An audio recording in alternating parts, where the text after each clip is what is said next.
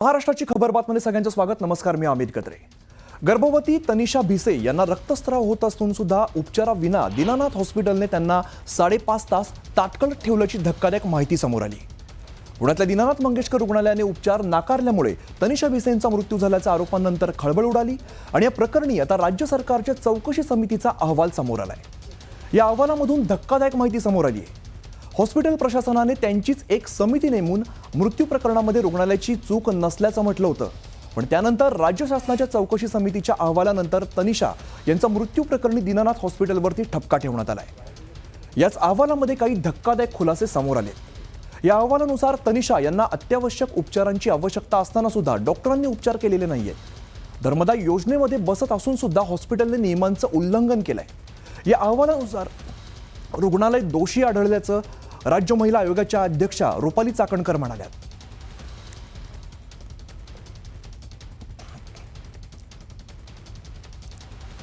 दरम्यान तनिषा भिसे मृत्यू प्रकरणी चौकशी अहवालात नेमकं काय म्हटलंय आपण एक नजर टाकूया। रक्तस्रावामुळे 28 मार्चला सकाळी 9 वाजता तनिषा यांना रुग्णालयात आणलं। ओपीडीमध्ये डॉक्टर घैसास आणि डॉक्टर कांबळेंकडून त्यांची चौकशी करण्यात आली। तर डॉक्टरांकडून ऍडमिट होण्याचा सल्ला देण्यात आलेला होता। यानंतर प्रसूतीनंतर बाळांना 2 महिने NICU मध्ये ठेवावं लागेल असं डॉक्टरांनी सांगितलेलं आहे। यासाठी 10 ते 20 लाखांचा खर्च आहे ते सुद्धा त्यांनी सांगितलेलं होतं। यानंतर ऍडमिट होण्यापूर्वी 10 लाख भरण्यास सांगितलंय।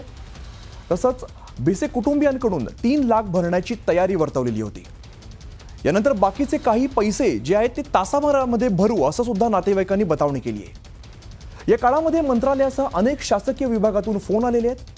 अनेक फोन कॉल नंतर सुद्धा रुग्णालयाने दखल घेतलेली नाहीये आणि दुपारी 2:30 वाजता तनिषाला घेऊन नातेवाईक हॉस्पिटलमधून बाहेर पडलेले आहेत। यानंतर 5.5 तासामध्ये तनिषा यांच्यावरती प्राथमिक उपचार झालेले नाहीयेत असं या रिपोर्टमधून समोर आलेलं आहे। तसंच नातेवाईक तनिषा यांना सूर्य हॉस्पिटलमध्ये घेऊन गेलेत आणि डिलिव्हरीनंतर 2 बाळांचा जन्म झालेला आहे। यानंतर प्रकृती खालावल्यामुळे तनिषा यांना मणिपाल हॉस्पिटलमध्ये हलवलं आणि उपचारादरम्यान तनिषा यांचा मृत्यू झालाय। दरम्यान चौकशी समितीच्या अहवालानंतर राज्य महिला आयोगाच्या अध्यक्षा रुपाली चाकणकर नेमकं काय म्हणलं तर आपण बघूया। 9:01 पेशंटची एंट्री हॉस्पिटलमध्ये दिसतीये। 2:30 वाजता पेशंट हॉस्पिटलमधून बाहेर पडलाय। तब्बल 5.5 तास पेशंट हॉस्पिटलमध्ये असताना पेशंटला खूप मोठ्या प्रमाणात रक्तस्राव होत असताना सुद्धा कोणतेही प्राथमिक उपचार हॉस्पिटलकडून झालेले नाही। डॉक्टरांनी पेशंटच्या नातेवाईकांना सांगितलं की तुमच्याकडे जे काही औषध असेल, हा रक्तस्राव होऊ नये म्हणून यासाठी तुमच्याकडेच काही औषधं असतील किंवा तुमच्या जवळचे जे काही टॅबलेट असतील ते घ्या आणि तुम्ही तुमच्या पद्धतीने पेशंटवरती उपचार करा। यामध्ये 5.5 तासामध्ये हॉस्पिटलने कुठेही पेशंटवर उपचार केले नाहीत, सहकार्य केले नाही। साहजिकच आहे, 5.5 तासाचा कालावधी हा रुग्णाला कोणत्याही पद्धतीची प्राथमिक उपचार सुद्धा मिळालेले नाही। ती जबाबदारी रुग्णालयाची होती। त्याच्यामुळे रुग्णालयाने हलगर्जीपणा केलेला आहे, मगरुरीपणा केलेला आहे रुग्णालय पेशंटची ट्रीटमेंट सुरू असताना। कारण की पेशंट या अगोदर एकदा येऊन गेलेला होता, त्यांची ट्रीटमेंट चालू होती। फॉलोअपसाठी 2 तारखेला परत बोलवलं होतं, पण अतिशय रक्तस्राव होत असल्यामुळे 28 तारखेला गेलेल्या रुग्णाला उपचार करणं गरजेचं असताना सुद्धा रुग्णालयामधून त्यांच्यावर उपचार झालेले नाही। त्याच्यामुळे यामध्ये रुग्णालय दोषी आहे। दरम्यान ही हत्या असल्याचं म्हणत खासदार सुप्रिया सुळेंनी दोषींवरती कडक कारवाईची मागणी केली आहे। या मुलीची हत्या झाली आहे ही या महाराष्ट्रातल्या कुठल्याही लेकीवर हा दिवस येऊ नये ह्याच्यासाठी मी इथे आलेलो। आणि जो काही CCTV वगैरे ज्या काही गोष्टी आहेत या पारदर्शकपणे महाराष्ट्राला कळल्या पाहिजे की काय नक्की त्या दिवशी झालं, काय पद्धतीने झालं आणि एक SOP या सगळ्या हॉस्पिटल्सला महाराष्ट्र सरकारने दिली पाहिजे। तर तनिषा भिसे मृत्यू प्रकरणी आज दीनानाथ मंगेशकर रुग्णालयाने पत्रकार परिषद घेतली। मात्र पत्रकार प्रश्न विचारत असतानाच दीनानाथचे डीन डॉक्टर धनंजय केळकर निघून गेलेत। त्यामुळे पत्रकारांच्या प्रश्नांची उत्तरं रुग्णालयानं देण्याचं टाळल्याचं पाहायला मिळत आहे। तर कोणताही डॉक्टर अनामत रक्कम भरायला सांगत नाही, घैसासांनी तसं का लिहून दिलं माहिती नाही असं स्पष्टीकरण केळकरांनी दिलं। तर धमक्या आणि तणाव सहन होत नसल्यामुळे डॉक्टर घैसास यांनी राजीनामा दिल्याची माहिती त्यांनी दिली आहे। मी ॲडमिशनला नाही सांगितलं, नातेवाईकाला सांगितलं। मी मी ऑपरेशन करत असताना नातेवाईकाचा फोन आला, एकदा आला, मी घेतला नाही, दुसऱ्यांदा आला. मला त्या असिस्टंटने सांगितलं की सर कोणतरी परत फोन करते, तुम्ही घ्या. मी घेतला आणि त्यांना सांगितलं की तुम्हाला जे शक्य आहे ते भरा, बाकी ट्रीटमेंट इथे होईल, तुम्ही काळजी करू नका. एवढाच आमचा फोन आला. माझ्या सूचना प्रशासनाला मी दिल्या नव्हत्या.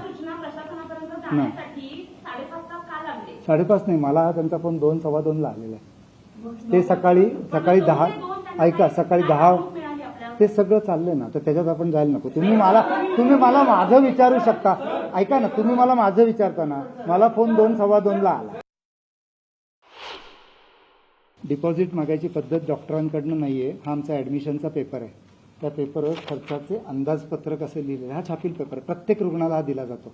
हा विसेंना नाही, every single patient get this paper. Doctor याच्यावर लिहितात पेशंटचं नाव, त्याला कोण डॉक्टर ऑपरेट करणार आहेत, शस्त्रक्रिया करणार आहेत का नाही करणार आहेत, खर्च किती होईल. डिपॉझिट लिहायची पद्धतच नाही आहे. परंतु काही कारणांनी त्या दिवशी राहू केतू काय डोक्यात आला, डॉक्टरांनी एक चौकोन करून त्याच्यामध्ये 10 लाख डिपॉझिट लिहिलं आहे. ही गोष्ट खरी आहे. असं कोणीही लिहित नाही. त्यांच्यापैकी कोणालाही तुम्ही विचारू शकता. मी इथे रोज साधारणपणे 10 शस्त्रक्रिया करतो. आजवर किती केल्या असतील, अगणित असतील. एकाही पेशंटला असं काही लिहून दिलेलं नाही. दरम्यान या घटनेनंतर भिसे कुटुंबियांनी रुपाली चाकणकरांना पत्र लिहत डॉक्टर सुश्रुत घैसास आणि दीनानाथ हॉस्पिटलची तक्रार केलेली आहे. डॉक्टर घैसास यांच्यामुळेच तनिषा यांचा मृत्यू झाल्याचा आरोप करत त्यांच्यावरती सदोष मनुष्यवधाचा गुन्हा दाखल करण्याची मागणी भिसे कुटुंबियांनी या पत्रातून केली आहे. दीनानाथ मंगेशकर रुग्णालयाने अंतर्गत समितीचा चौकशी अहवाल जाणून बुजून माध्यमांसमोर आणत बदनामी केल्याचा आरोप करण्यात आलाय आणि बदनामी केल्याप्रकरणी रुग्णालयावरती कठोर कारवाई करण्याची मागणी केली आहे. चाकणकर यांनी भिसे कुटुंबियांची भेट घेतली. यावेळेला त्यांनी चाकणकरांना हे पत्र दिलंय. दरम्यान भिसे कुटुंबियांनी चाकणकरांना दिलेल्या पत्रात नेमकं काय लिहिलंय आपण बघूया. प्रति रुपालीताई चाकणकर, अध्यक्ष, राज्य महिला आयोग, महाराष्ट्र राज्य. विषय: आमच्या तनिषाची चुकीची माहिती जाहीर केल्याबद्दल कारवाई करावी. तर आपण पत्रात नेमकं काय लिहिलंय आपण बघूया.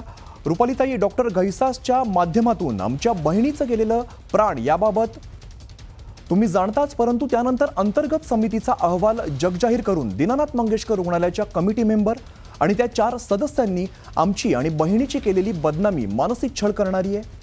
सोशल मीडियाच्या माध्यमातून प्रसारित केलेला हा रिपोर्ट सर्वदूर पोहोचला असून ती आमची खाजगी बाब आहे. ताई, तुम्ही डॉक्टर घैसासवरती मनुष्यवधासाठीचा आणि या कमिटीने आमची माहिती जगासमोर जाहीर केल्याबद्दल कमिटीच्या लोकांवरती कारवाई करावी ही नम्र विनंती. आम्ही घरातील सर्व महिला या मागणी करत आहोत. अशा प्रकारचं पत्र हे बघायला मिळत आहे. तर या प्रकरणी आता डॉक्टर सुश्रुत घैसास यांनी राजीनामा दिलाय. डॉक्टर घैसास यांनी तनिषा भिसे प्रकरणामध्ये उपचारासाठी डिपॉझिट भरण्याची मागणी केल्याचा आरोप करण्यात आलेला आहे. राजीनामा दिला त्याच्यात काय, म्हणजे आम्हाला राजीनामा नकोय, आम्हाला ऍक्शन पाहिजे सरकारकडून. आमची अपेक्षा आहे 24 तासाच्या आत ऍक्शन आम्हाला या डॉक्टर आणि त्या सगळ्या ज्या लोकांमुळे ही हत्या झालेली आहे त्यांच्यावर झाली पाहिजे. मला असं वाटतं की या प्रकरणामध्ये डॉक्टर घैसासाठी त्यांच्यावर गुन्हा दाखल झाला पाहिजे. मी तर म्हणेल की त्यांचं जे वैद्यकीय सर्टिफिकेट आहे त्याच्यावरही आपण खऱ्या अर्थानं नाच आणली पाहिजे.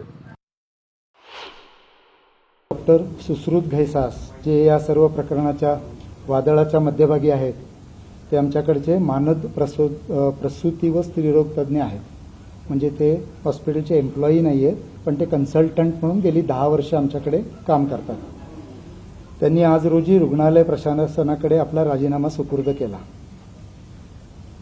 त्याचं कारण त्यांनी असं दिलंय की गेल्या काही दिवसातील सामाजिक प्रक्षोभामुळे आपण अत्यंत दडपणाखाली वावरत आहोत, हे त्यांनी नमूद केले. दरम्यान तनिषा भिसे मृत्यू प्रकरणानंतर सत्ताधारी भाजपासह अनेक राजकीय पक्ष आणि संघटनांकडून दीनानाथ हॉस्पिटल विरोधात आंदोलनं झाली. पण आता या आंदोलनावरून भाजपामध्ये दुफळी माजली आहे. डॉक्टर घैसास यांच्या विरोधात भाजप महिला आघाडीने आंदोलन केलं होतं आणि त्यासोबतच डॉक्टर सुश्रुत घैसास यांच्या वडिलांच्या क्लिनिकची तोडफोड झालेली होती.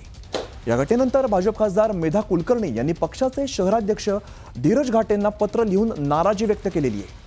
गर्भवतीचा मृत्यू दुर्दैवी असला तरी सुद्धा घटनेची शहानिशा न करता केलेली तोडफोड अयोग्य असल्याचं त्यांनी पत्रात म्हटलंय. वैद्यकीय सल्ले डावलून कुटुंबियांनी धोकादायक निर्णय घेतल्याचा उल्लेख या पत्रात केलाय. तर या घटनेमुळे भाजपातील अंतर्गत वाद चव्हाट्यावरती आलाय.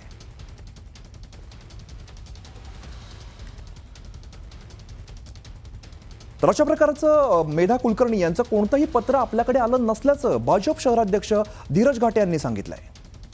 मुळात असं काही पत्र त्यांनी प्रत्यक्ष माझ्याकडे दिलेलं नाहीये. या संदर्भात आज माध्यमांच्या प्रतिनिधींकडनं असं कळतंय की त्यांनी असं काही पत्र दिलं आहे. या संदर्भात त्यांचं आणि माझं प्रत्यक्ष या विषयावरती काही बोलणं झालेलं नाहीये. त्यामुळं असं कोणतं पत्र मिळालेलं नाहीये, ते मी वाचलेलं नाहीये. त्यामुळे त्या पत्रावरती मी आता काही बोलणं हे उचित राहणार नाही.